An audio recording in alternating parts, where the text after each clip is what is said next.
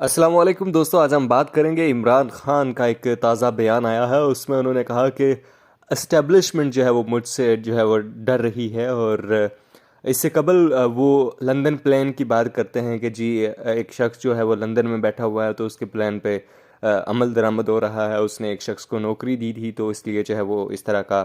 और इससे कबल इमरान खान ने ये भी बयान दागा था कि मैं एस्टेब्लिशमेंट और जो आर्मी चीफ हैं उनसे भी बातचीत करने के लिए तैयार हूं। और अब जो उनका नया बयान सामने आया है उसमें उन्होंने कहा कि एस्टेब्लिशमेंट जो है वो मुझसे डर रही है। और याद रहे कि ये बयान उन्होंने इस बात पर बयान किया कि उनके पास अवाम की एक बड़ी पावर है। और अपने जो सियासी आकाओं को ये उन्होंने बावर कराने की कोशिश की कि मेरे पास बहुत सारे जो हथियार हैं, सियासी हथियार हैं, वो मेरे पास मौजूद हैं।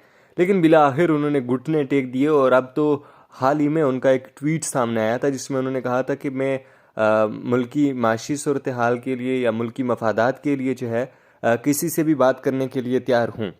लेकिन अब पहले के बयानों में और अब के बयानों में जो है वो काफ़ी तज़ादात जो है वो नज़र आ रहे हैं। और पहले उनका ये भी बयान था कि इमरान खान जो एस्टेब्लिशमेंट है या जो आर्मी चीफ़ हैं वो मुझे अपना दुश्मन समझते हैं।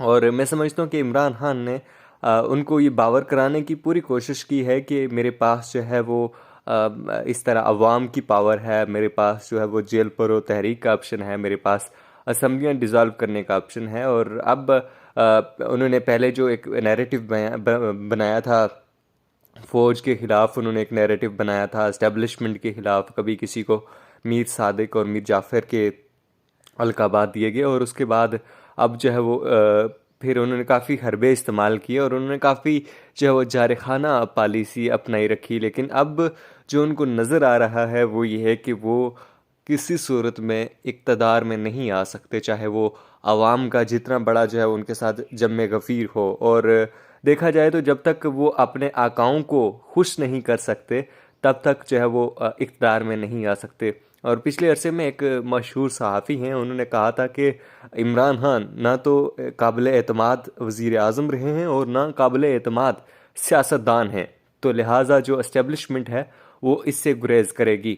याद रहे कि army chief of Pakistan general Asim Munir ने जो तजारत के लोग हैं, कारोबारी लोग हैं, उनको ये यकीन दहानी कराई थी कि मैं अब सियासत से पहले भी फ़ौज का कोई ताल्लुक़ नहीं था और अब भी फ़ौज का कोई ताल्लुक़ नहीं है। और सदर डॉक्टर आरिफ अलवी ने जो है वो मुलाकात करवाने की कोशिश की इमरान खान और आसिम मुनीर की, लेकिन उन्होंने इनकार कर दिया।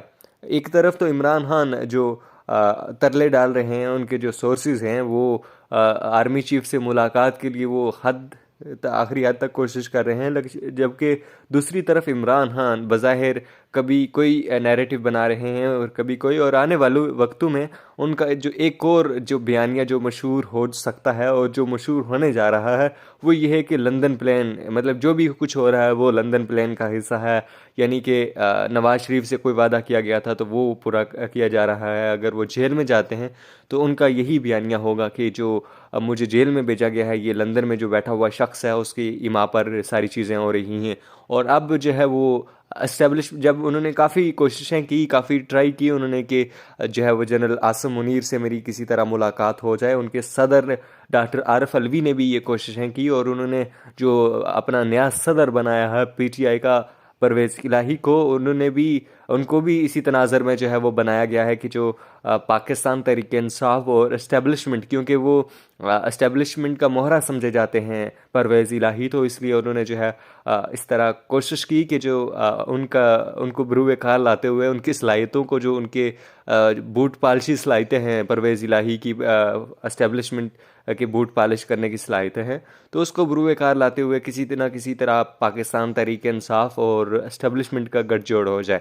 लेकिन वो जो इस्टेब्लिशमेंट है वो ये चाहती है कि तमाम तर मामलात जो है वो सियासी तौर पर जो है वो हल हों। और आसिम मुनीर जो हैं पाकिस्तान के जनरल हैं, उन्होंने भी ताजरों को ये यकीन दहानी कराई है कि अब जो है वो कोई अमल दखल नहीं होगा सियासत में पाकिस्तान फ़ौज की जानब से।